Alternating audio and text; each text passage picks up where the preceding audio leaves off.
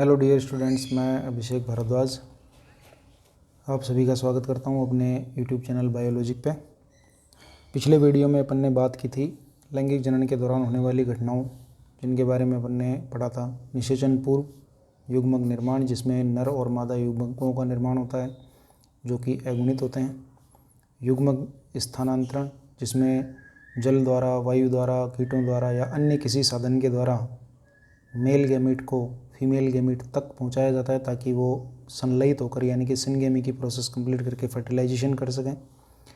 Fertilisation के बारे में अपन ने दो तरीके इसके देखे थे, जिसमें एक था एक्सटर्नल फर्टिलाइजेशन यानी कि बाह्य निषेचन, जो मादा शरीर के बाहर होता है। फॉर एग्जांपल मेंढक था। इसके अलावा और भी बहुत सारे एग्जांपल अपन ने बात की थी। मछलियाँ थी कुछ, बोनी फिशेस, अस्थिल मछलियाँ जिनको अपन कह सकते हैं। आंतरिक निषेचन जो कि मादा शरीर के अंदर होता है, जिसमें सबसे बढ़िया एग्जांपल अपन ह्यूमन ले सकते हैं या मोस्ट ऑफ जो एनिमल्स हैं उनके बारे में अपन ने बात की थी। निषेचन का जो रिजल्ट था वो मिला था अपने को डिप्लॉइड जाइगोट यानी कि द्विगुणित युग्मनज। तो यहाँ निषेचन पश्च जो घटना है उसमें सबसे पहले अपन बात करेंगे युग्मनज के बारे में, जिसको अपन जाइगोट कह सकते हैं। क्रोमोसोम के सेट के नंबर के हिसाब से ये हमेशा द्विगुणित यानी कि डिप्लॉइड कंडीशन को शो करेगा, यानी कि 2 सेट्स ऑफ क्रोमोसोम्स यानी कि गुणसूत्रों के 2 समुच्चय यहाँ आपको देखने को मिलेंगे, चाहे वो एनिमल अगुणित यानी कि युग्मकोद्भिद पीढ़ी को निरूपित करने वाला हो, चाहे वो द्विगुणित पीढ़ी को निरूपित करने वाला हो। अब चूँकि वापस अपन पीछे चलते हैं, जैसे कि एक्सटर्नल फर्टिलाइजेशन यानी कि जिसको हम लिख सकते हैं बाह्य निषेचन। बाह्य निषेचन के केस में अगर अपन बात करें तो जो जाइगोट बनता है, फॉर एग्जांपल कुछ एल्गी हैं या इसके अलावा कुछ अपन जैसे कि फंजाई वगैरह अगर अपन बात करें वो हैं, तो यहाँ बेसिकली अपने को देखने को क्या मिलता है कि जाइगोट जो कि डिप्लॉइड है, जाइगोट के चारों तरफ, जाइगोट अपने चारों तरफ एक मोटा आवरण, थिक, जो कि सुरक्षात्मक यानी कि प्रोटेक्टिव एक कवरिंग या आवरण का क्या कर लेता है, निर्माण कर लेता है। और ये लंबे टाइम तक उसी अवस्था में पड़ा रहता है जब तक अनुकूल परिस्थितियां नहीं आती। जैसे ही अनुकूल परिस्थितियां आती हैं, यहाँ इसमें सबसे पहले तो डिवीज़न होता है। डिवीज़न से सीधा सीधा तात्पर्य है या तो होगा माइटोसिस या होगा मियोसिस। अब इनके केस की अगर अपन बात करें तो चूंकि ये अगुणित पीढ़ी को निरूपित करने वाली संरचनाएं हैं, जाइगोट होता है द्विगुणित, तो यहाँ मोस्टली मियोसिस होता है, जिसके फलस्वरूप अगुणित बहुत सारे प्रकार के क्या बनते हैं, बीजाणु बनते हैं। और ये बीजाणु जो कि अगुणित होते हैं अंकुरित होकर के न्यू इंडिविजुअल यानी कि नए जीव की उत्पत्ति करते हैं, जो कि इन्हीं के समान अगुणित पीढ़ी को दर्शाने वाले होते हैं। अब इसी चीज़ को लेकर के अपन दूसरी अगर अपन बात करें इंटरनल यानी कि जैसे कि आंतरिक निषेचन, तो आंतरिक निषेचन वाले केस में यदि हम बात करते हैं तो वहाँ जो जाइगोट है वो डिवाइड करता है, डिवाइड करके एम्ब्रियो का फॉर्मेशन करता है। और यहाँ जो एम्ब्रियो है वो डिवीज़न यानी कि सेल डिवीज़न और सेल डिफरेंशिएशन के द्वारा एक नए जीव यानी कि न्यू इंडिविजुअल,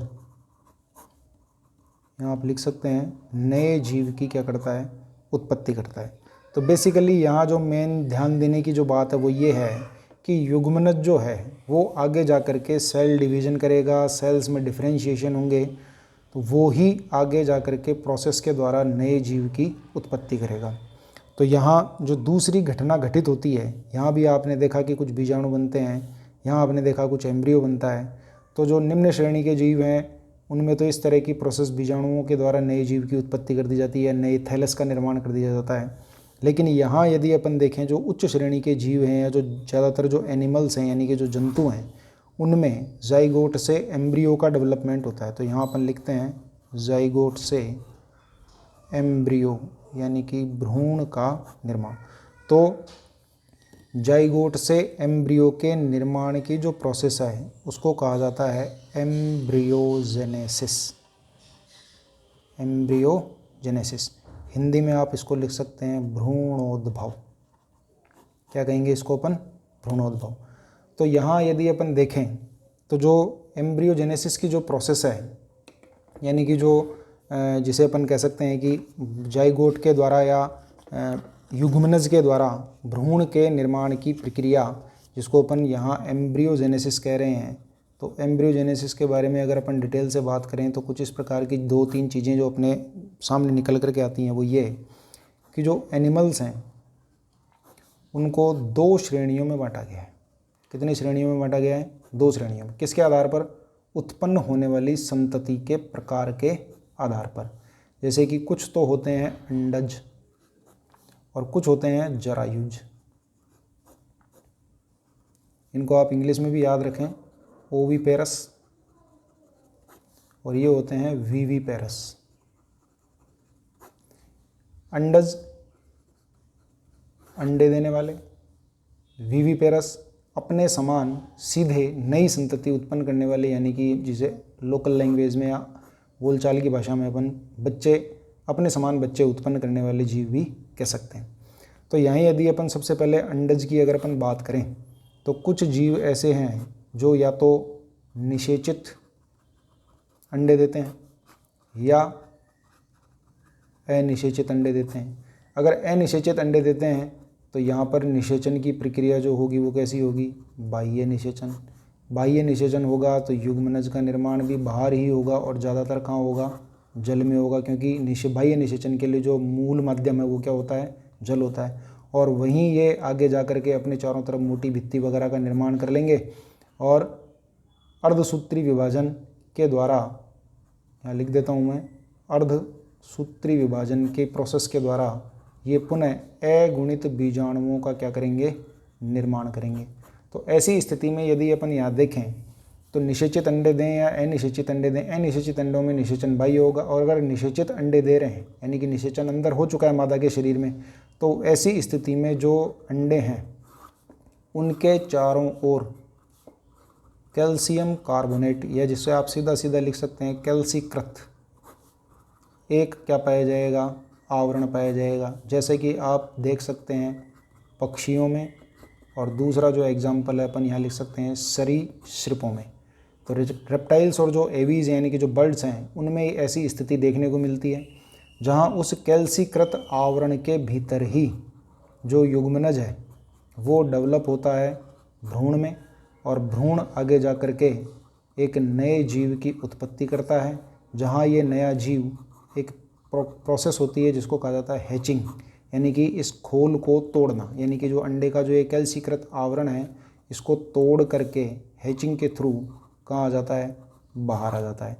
तो जो मेन बात है वो ध्यान देने की वो ये है कि दोनों ही स्थितियों में नई संतति तो उत्पन्न हो रही है, लेकिन जो जाइगोट है उसमें यदि हैप्लॉन्टिक यानी कि हैप्लॉन्टिक लाइफ साइकिल दर्शाने वाले जो जीव हैं, यानी कि जो अगुणित पीढ़ी को निरूपित करने वाले जीव हैं, वहाँ युग्मनज में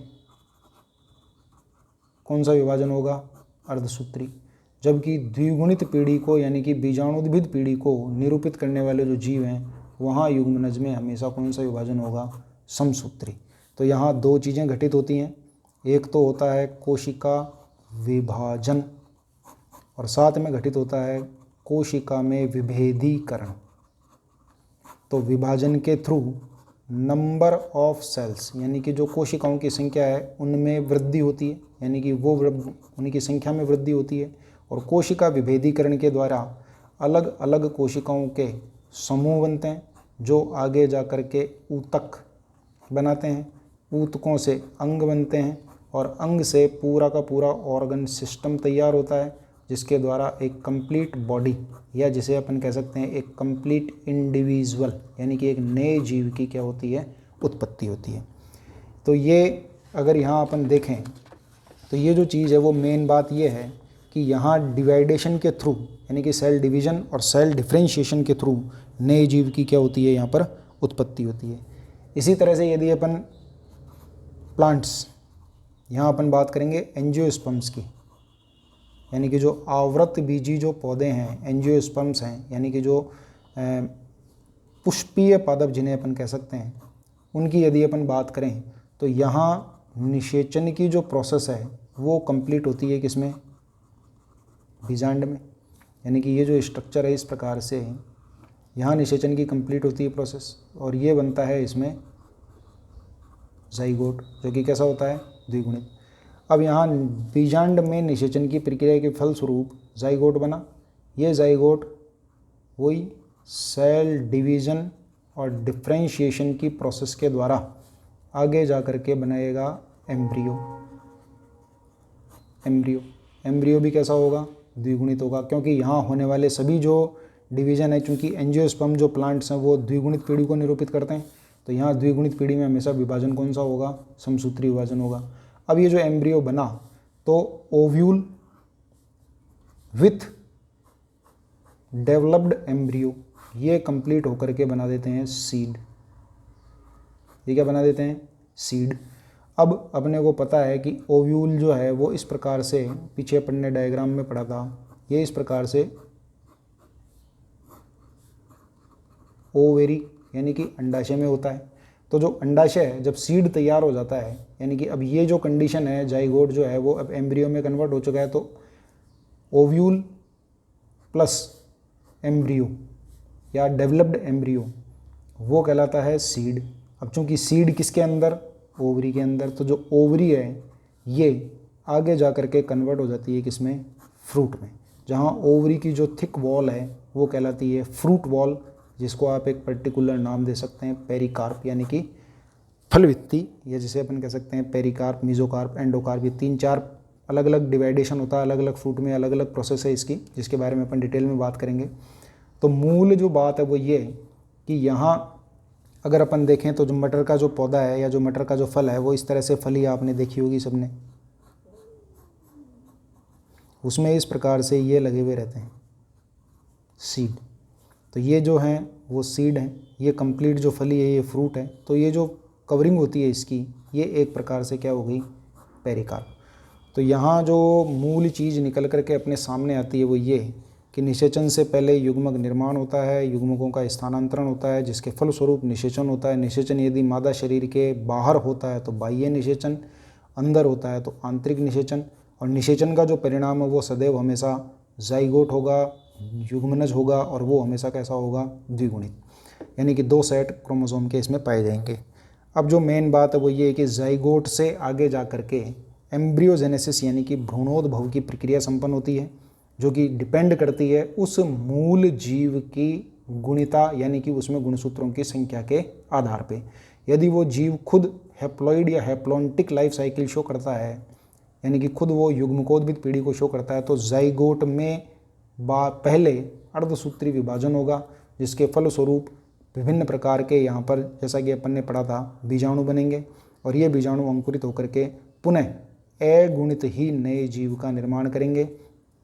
इसी तरह से जब अगर कोई जीव द्विगुणित पीढ़ी को यानी कि बीजाणुद्भिद पीढ़ी को निरूपित करता है तो उसमें हमेशा कौन से विभाजन होंगे, समसूत्री विभाजन होंगे, ताकि जो मूल जीव है या जिनकी जो नया जीव बनने वाला है उसमें भी गुणसूत्रों की संख्या मूल जीव के गुणसूत्रों की संख्या के समान रहे।